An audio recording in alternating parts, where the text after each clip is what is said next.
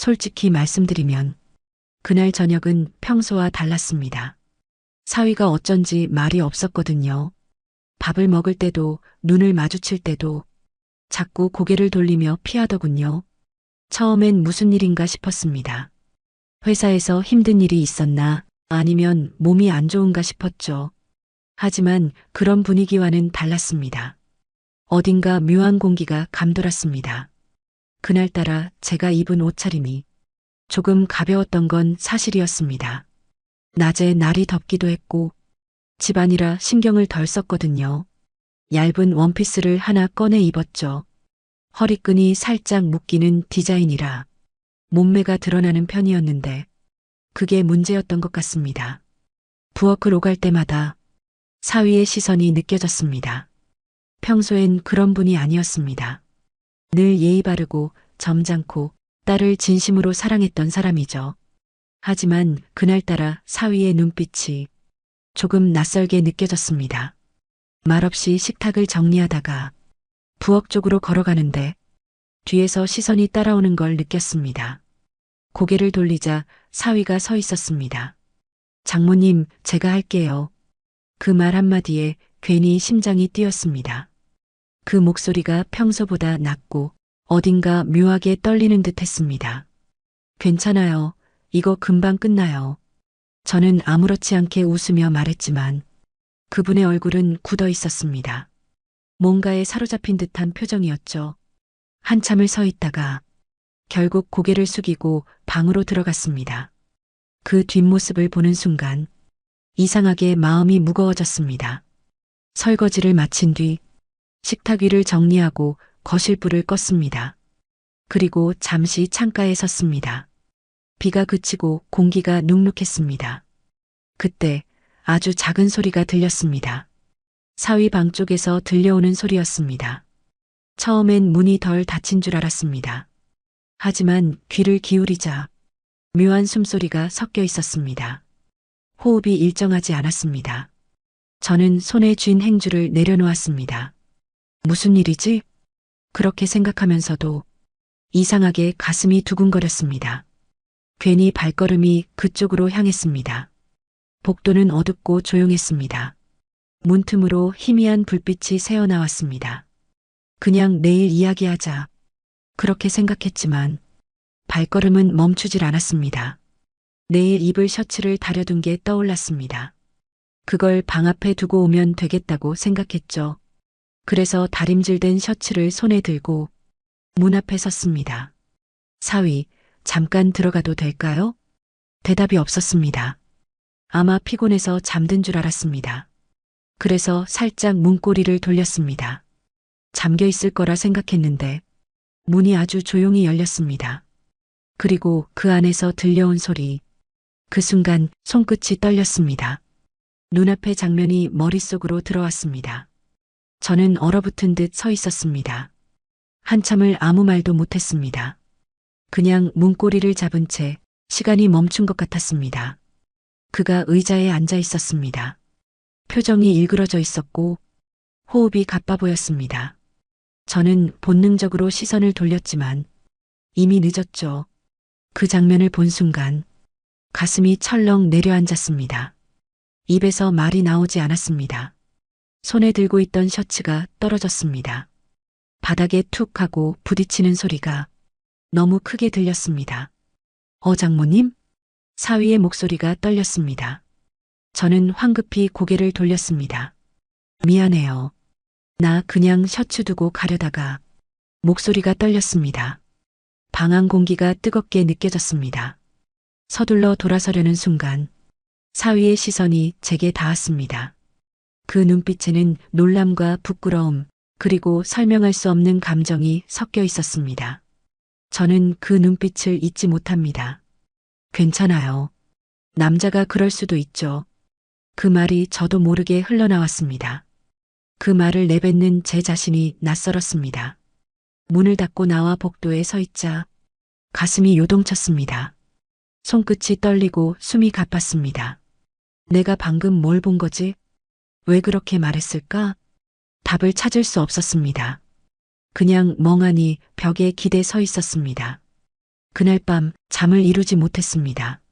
눈을 감으면 그 장면이 떠올랐습니다. 사위의 얼굴, 그 떨림, 그리고 내가 내뱉은 그 한마디. 괜찮아요. 남자가 그럴 수도 있죠. 도대체 왜 그런 말을 했을까요? 그때부터 모든 게 달라졌습니다. 문이 닫히고 나서도 한동안 저는 움직이지 못했습니다. 심장이 너무 빠르게 뛰어서 숨을 고르기도 힘들었습니다. 방 안 공기의 온도가 아직도 제 옷에 남아있는 듯 했습니다. 손끝이 떨려 셔츠를 제대로 잡을 수도 없었죠. 그저 바닥을 바라보다가 조용히 문을 닫았습니다. 복도를 걸어 나오면서 머릿속이 텅 비었습니다. 이게 대체 뭐였을까? 무슨 짓을 한 걸까? 온몸이 이상하게 달아올랐습니다. 방에 들어와 문을 잠갔습니다. 불을 끄고 침대 끝에 앉았습니다. 아무리 고개를 흔들어도 그 장면이 머릿속을 떠나지 않았습니다. 사위의 얼굴, 그 표정, 그 숨소리까지 모두 생생하게 들려왔습니다. 아니야. 그럴 수 있지. 제가 한 말이 다시 귓가에 맴돌았습니다. 왜 그런 말을 했을까요? 그저 위로하려던 말이었을까요? 아니면 내 안에 다른 감정이 순간적으로 튀어나온 걸까요? 생각이 꼬리에 꼬리를 물었습니다. 밤새 잠을 이루지 못했습니다. 새벽이 오자 눈이 퀭했습니다. 거울을 보니 얼굴이 창백했어요. 그런데도 마음속은 이상하게 평온했습니다. 두려움보다 복잡한 호기심이 조용히 피어오르고 있었거든요. 그 감정이 더 무서웠습니다. 아침이 밝았습니다. 커피 포트를 올리며 괜히 손끝을 의식했습니다. 잠시 후 사위의 방문이 열렸습니다.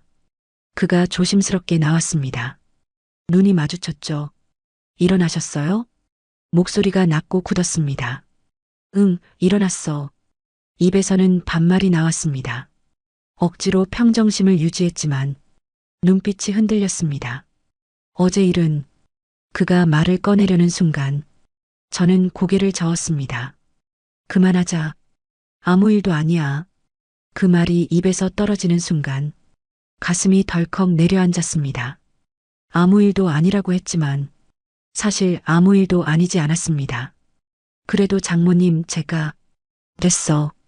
괜찮다니까. 제가 한 발 먼저 끊었습니다. 그는 입술을 깨물고 고개를 숙였습니다. 식탁에 앉아 둘이서 조용히 밥을 먹었습니다.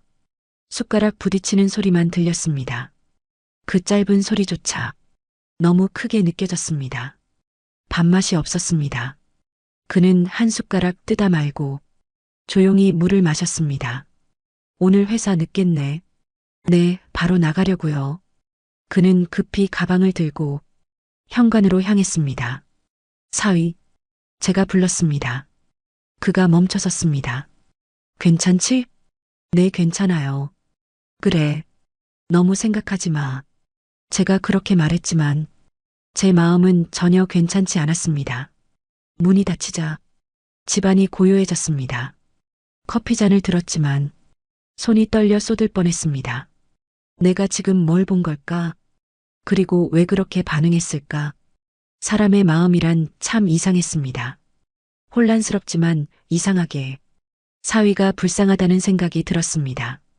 혼자 살아온 세월, 딸을 잃은 상실감, 그 속에서 버티는 남자, 그 외로움이 얼마나 컸을까?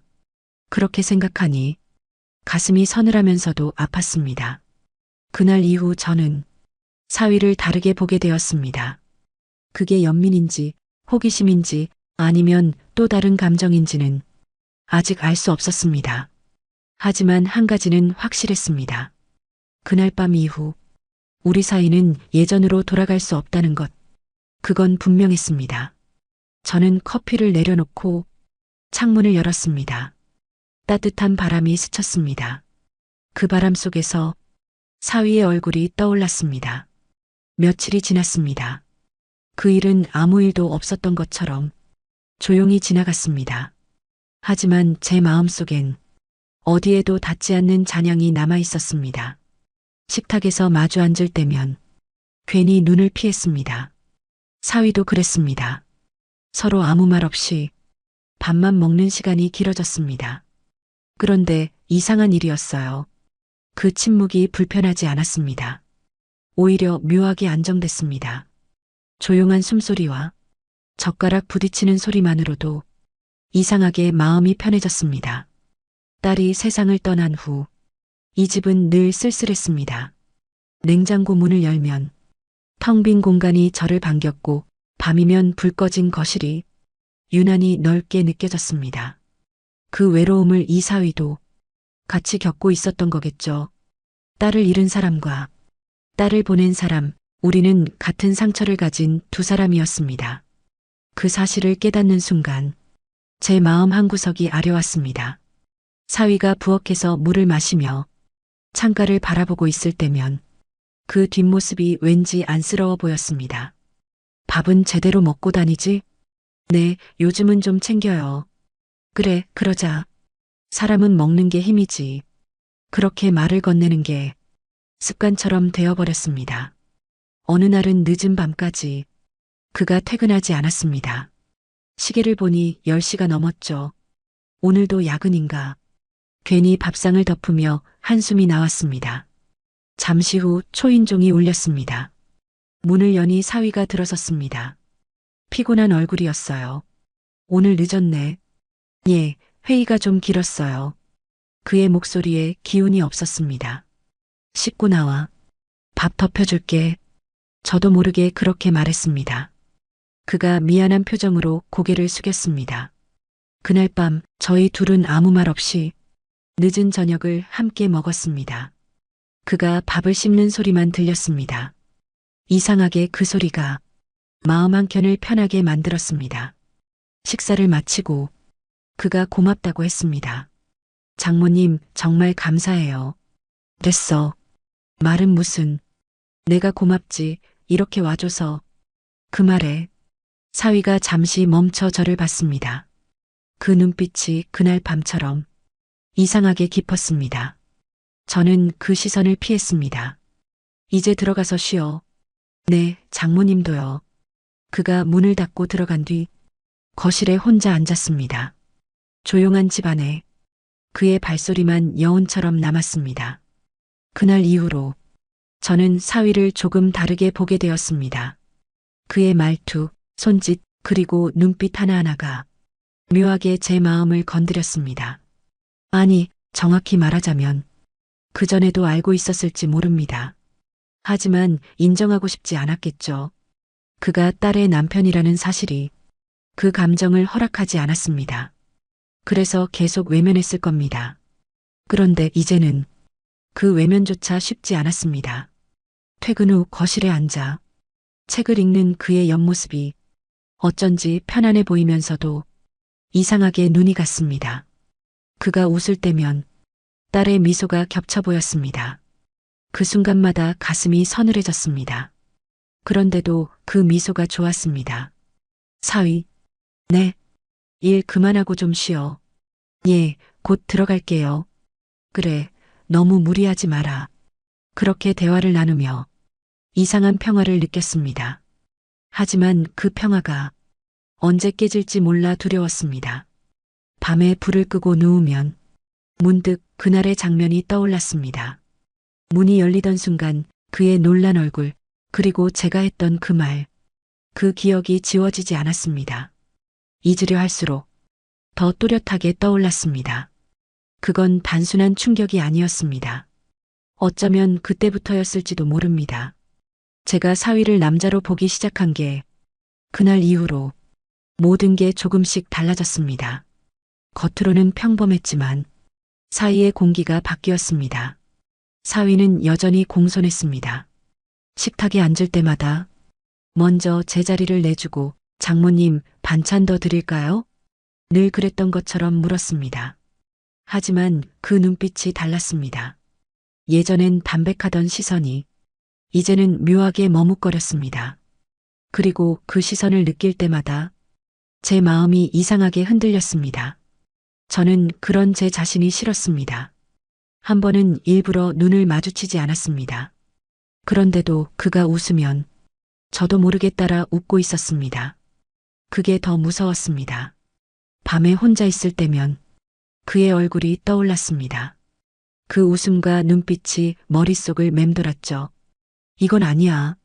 스스로를 다그쳤지만 생각은 멈추지 않았습니다.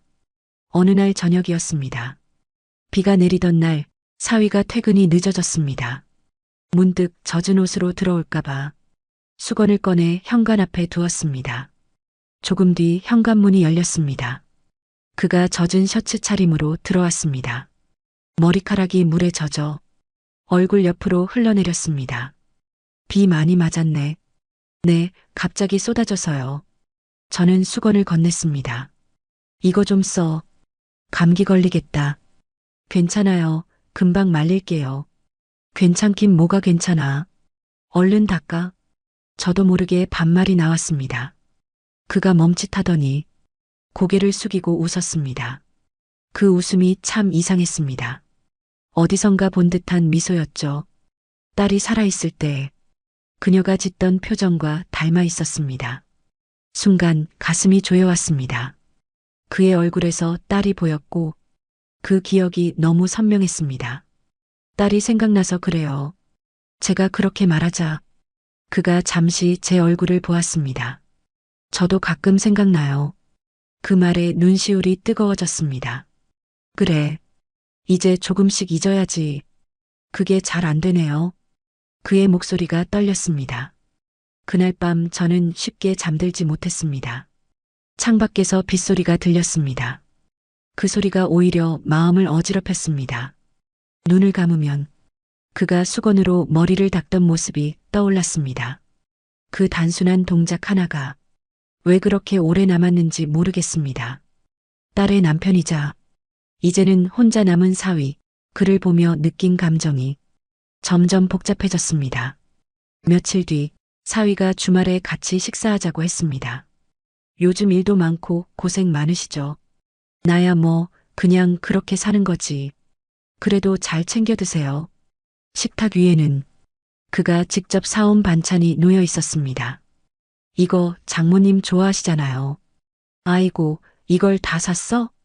생각나서요. 그 말 한마디에 가슴이 울렸습니다. 그날은 이상하게 따뜻했습니다. 식탁 위의 불빛, 조용한 대화, 그 웃음소리 하나까지 모두 평화로워 보였습니다. 그런데 그 평화가 더 이상 평화로 느껴지지 않았습니다.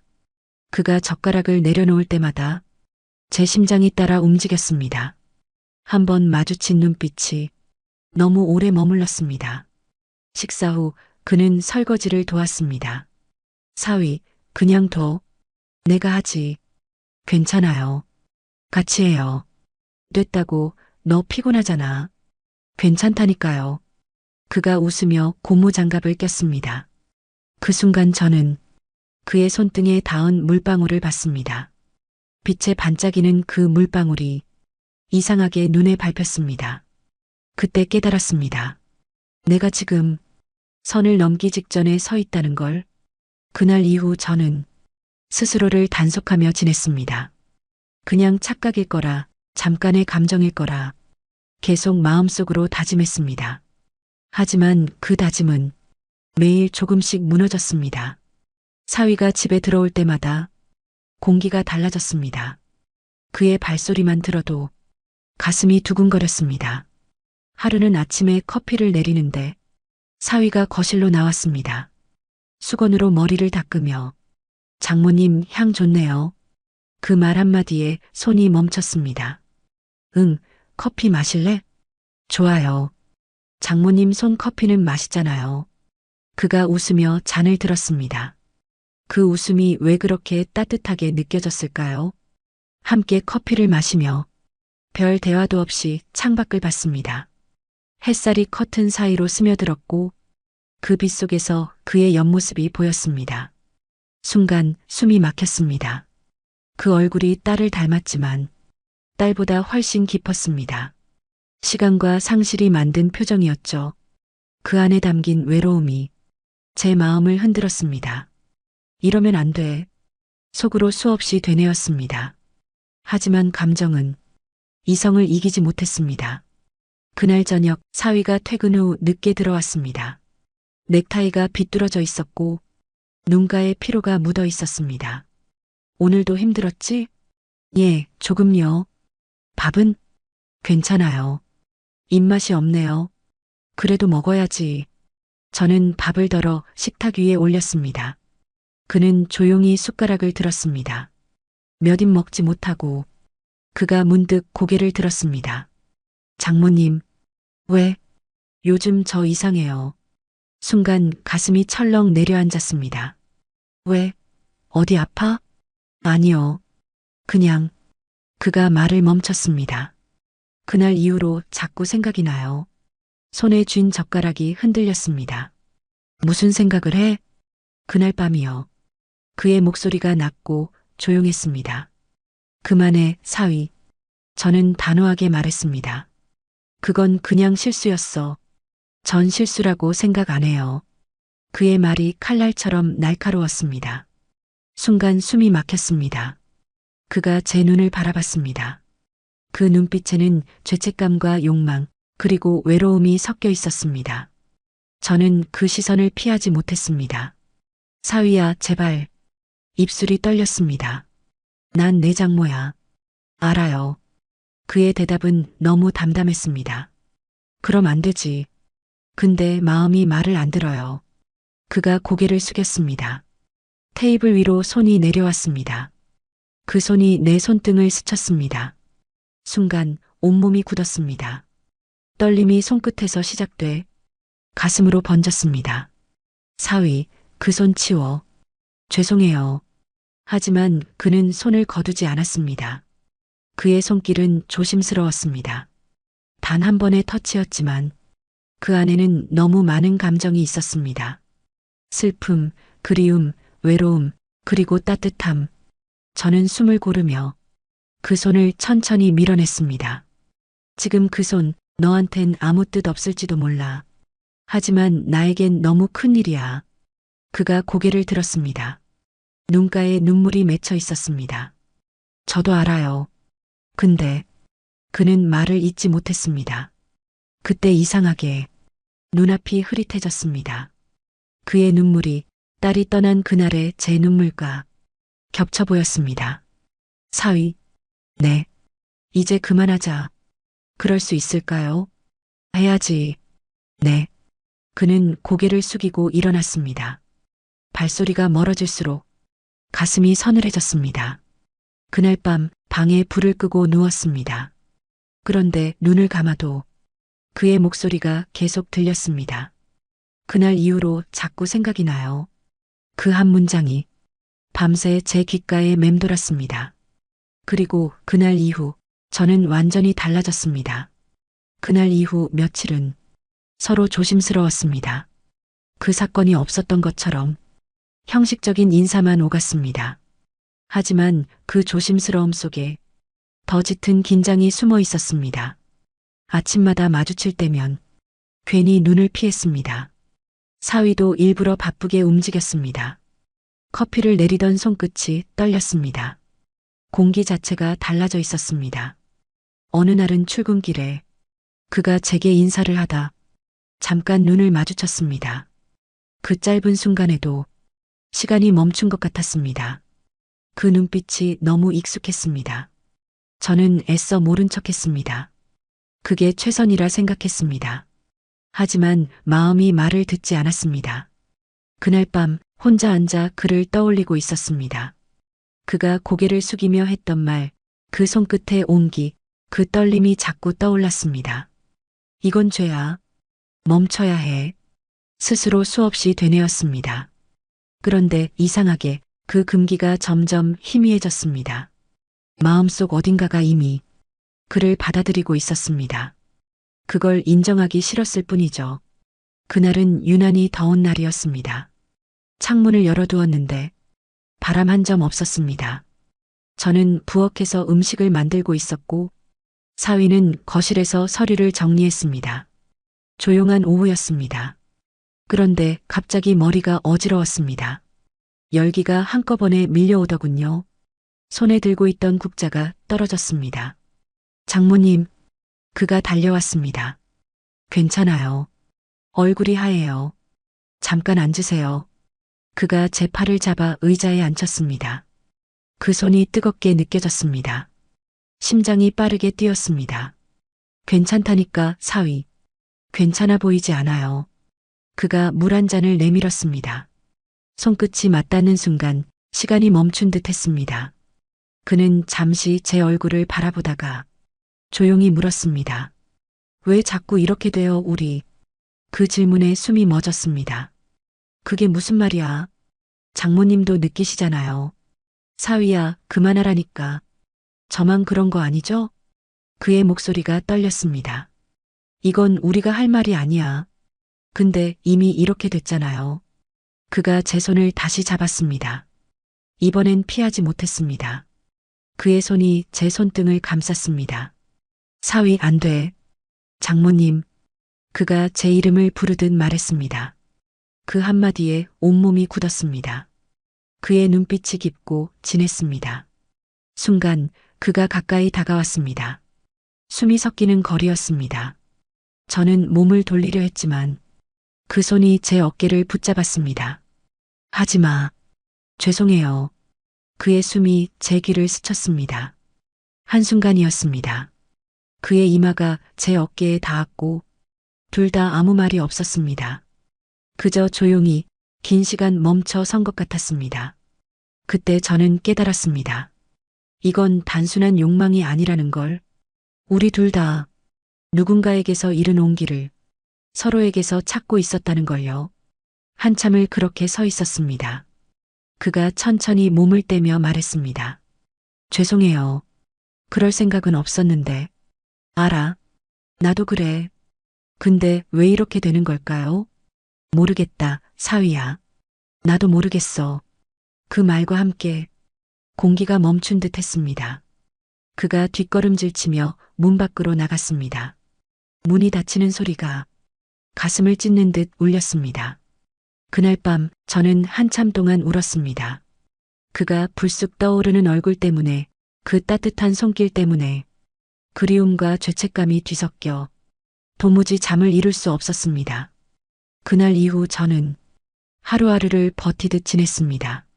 겉으론 아무렇지 않은 척했지만 내면은 이미 흔들리고 있었습니다. 사위와의 대화는 짧아졌습니다. 눈을 마주치면 둘 다 고개를 돌렸습니다. 그럴수록 마음이 더 복잡해졌습니다. 집안에 흐르는 공기가 이전과는 달랐습니다. 조용했지만 불안했습니다. 서로 말없이 숨을 죽이는 나날이 이어졌습니다. 그러던 어느 날 딸의 제사 날이었습니다. 그날만큼은 서로 말을 아꼈습니다. 밥상을 차리며 저는 괜히 손이 떨렸습니다. 사진 속 딸을 바라보며 눈시울이 뜨거워졌습니다. 그때 사위가 조용히 다가와 향을 다시 피워 올렸습니다. 그의 손끝이 미세하게 떨렸습니다. 사위, 고마워. 제가 해야죠. 그의 목소리가 낮고 깊었습니다. 순간 제 눈에서 눈물이 흘렀습니다. 그는 수건을 가져와 제 눈가를 닦아줬습니다. 이러지 마요. 미안해. 그냥 그립네. 그의 손이 잠시 머뭇거렸습니다. 그리고 천천히 내려왔습니다. 그 손길 하나에 가슴이 무너지는 듯 했습니다. 그 따뜻함이 너무 오래 기다린 온기 같았습니다. 저는 그 손을 잡지도 뿌리치지도 못했습니다. 잠시 후 그가 한 걸음 더 다가왔습니다. 이러면 안 되는데요. 그래, 안 돼. 근데 멈추기가 힘들어요. 그 말과 함께 시간이 멈춘 듯 했습니다. 그의 숨결이 가까워졌고 공기가 달라졌습니다. 세상의 모든 소리가 사라진 듯 했습니다. 순간 제 안에서 무언가가 무너졌습니다. 딸의 이름이 떠올랐지만 이상하게 눈물이 나지 않았습니다. 오히려 마음이 고요했습니다. 사위야. 네. 이러면 안 되는데. 알아요. 근데 그냥 그가 말을 잇지 못했습니다. 그 다음 순간 그가 제 손을 잡았습니다. 그리고 천천히 끌어안았습니다. 그 품이 따뜻했습니다. 한동안 아무 말도 없었습니다. 시간이 얼마나 흘렀는지 모릅니다. 둘 다 아무 소리도 내지 않았습니다. 그저 서로의 숨소리만 들렸습니다. 죄책감보다 이상하게 안도감이 먼저 찾아왔습니다. 그 품 안에서 그동안 잊고 지냈던 감정이 되살아났습니다. 누군가의 체온, 누군가의 위로, 그게 얼마나 그리웠던가요? 그 순간만큼은 모든 걸 내려놓고 싶었습니다. 세상도 상식도 딸의 기억까지도 그저 살아있다는 느낌만 남았습니다. 하지만 그 평온은 오래가지 않았습니다. 그가 천천히 제 어깨에서 몸을 떼며 조용히 말했습니다. 우린 이제 어떻게 해야 할까요? 그 질문이 칼처럼 마음을 베었습니다. 모르겠다, 사위야. 장모님 이제 그만. 제가 조용히 그의 말을 막았습니다. 그는 눈을 감고 고개를 숙였습니다. 그 표정에 슬픔이 가득했습니다. 그리고 조용히 한마디 했습니다. 이제는 돌아갈 수 없죠. 저는 아무 말도 하지 못했습니다. 대답 대신 눈을 감았습니다. 그날 밤 창밖엔 비가 내렸습니다. 그 소리가 유난히 아프게 들렸습니다. 그날 이후로 사위와 저는 아무 말도 하지 않았습니다. 하루가 길고 조용했습니다. 같은 집안에 있지만 서로 다른 세상에 사는 사람 같았습니다. 밥상에 마주 앉아도 눈이 마주치지 않았습니다. 그 침묵이 처음엔 괴로웠지만 어느새 익숙해졌습니다. 시간이 멈춘 듯 했습니다. 하지만 마음은 계속 흔들렸습니다. 무언가를 정리해야 한다는 걸 알았습니다. 이대로는 안 되겠다는 걸요. 며칠 뒤 저는 사위에게 말했습니다. 우리 잠깐 이야기 좀 하자. 그는 조용히 고개를 끄덕였습니다. 식탁에 마주 앉은 순간 공기가 무겁게 가라앉았습니다. 사위야. 네. 우린 이제 그날 얘기 그만하자. 저도 그러고 싶어요. 그래. 그래야 서로 살 수 있어. 그는 아무 말도 하지 않았습니다. 그저 눈을 내리깔고 있었습니다. 저는 그 눈빛을 보며 가슴이 아렸습니다. 너한테 미안하다. 왜요? 장모님이 왜요? 그날 내가 좀 더 냉정했어야 했는데. 그건 저예요. 다 제 탓이에요. 한참을 말없이 앉아 있었습니다. 밖에서는 바람이 불고 창문이 살짝 흔들렸습니다. 그 소리조차 조용히 들렸습니다. 사위야.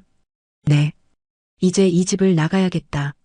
그가 놀란 눈으로 저를 봤습니다. 왜요? 이대로는 안 될 것 같아서 그래. 그는 잠시 말을 잃었습니다. 제가 나갈게요. 아니야. 여긴 내 집이야. 그래도 됐어. 내가 정했어. 그 말이 끝나자 집안이 더 조용해졌습니다. 그는 고개를 숙인 채 아무 말도 하지 않았습니다. 그 침묵 속에서 우리의 마지막이 느껴졌습니다. 그날 밤 저는 짐을 쌌습니다. 사진 몇 장, 옷 몇 벌, 그리고 딸의 유품 몇 가지. 그게 전부였습니다. 방안을 한 바퀴 둘러봤습니다. 딸의 웃음이 들리는 듯 했습니다. 사위의 목소리도 떠올랐습니다. 모든 게 한순간 꿈처럼 느껴졌습니다. 다음 날 새벽 그는 마당에 나와 있었습니다. 제가 나오는 걸 보고 조용히 다가왔습니다. 장모님, 말하지 마. 그냥 보내줘. 다시는 못 볼까 봐요. 볼 수 있을지도 모르지. 다만 예전 같지는 않겠지. 그가 눈시울을 붉혔습니다. 행복하세요. 그 말이 유난히 아프게 들렸습니다. 저는 미소를 지으며 말했습니다. 너도 사위야. 너도 꼭 행복해야 해. 그는 끝내 울음을 참지 못했습니다. 그 울음소리가 새벽 공기 속에 묻혀 울려 퍼졌습니다. 저는 고개를 돌려 걸었습니다. 한 발짝, 또 한 발짝. 그 발소리가 이상하게 가벼웠습니다. 그날 이후 우리는 한 번도 연락하지 않았습니다. 전화번호는 그대로였지만 서로 알면서도 걸지 않았습니다. 시간이 흘러 머리칼에 흰빛이 섞일 즈음 가끔 창밖을 보며 생각합니다. 그때 그 사람이 지금도 잘 살고 있을까 하고요. 아마 잘 지내고 있겠죠. 그럴 거라 믿고 싶습니다. 사람의 마음이란 참 이상합니다. 금지된 감정이었지만 그 안에는 분명 따뜻함이 있었습니다. 그건 사랑이라 부를 수 없지만 분명 사랑이 남은 자리였습니다. 그렇게 오늘도 저는 그날의 기억을 품고 살아갑니다.